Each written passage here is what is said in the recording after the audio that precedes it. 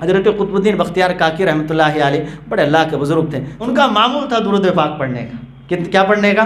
جب تک 3000 مرتبہ درود پاک نہیں پڑھ لیتے تھے تب تک جو ہے وہ سوتے نہیں تھے۔ ہم کتنی مرتبہ پڑھتے ہیں؟ ابھی سوال کریں کہ قرآن کتنا پارہ پڑھتے ہیں تو سب خاموش ہو جائیں گے، نمازوں کا اہتمام کتنا ہوتا ہے تو سب خاموش ہو جائیں گے۔ اس لیے میرے عزیز بھائیوں، اللہ کے ولی جو ہوتے ہیں ان ساری چیزوں کا اہتمام کرتے ہیں اور اللہ پھر ان کو اپنا ولی بنا لیتا ہے۔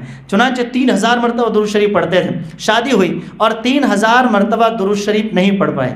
اللہ کے رسول علیہ الصلاۃ والسلام خواب میں آئے، ان کے خاندان کے بندے تھے جن کا نام تھا رئیس، ان کے خواب میں آئے اور آ کر عرض کیا کہ قطب الدین کو جا کر کہو کہ جو تحفہ ان کی طرف سے ہمیں پہنچا کرتا تھا وہ تحفہ ہم تک نہیں پہنچ رہا ہے۔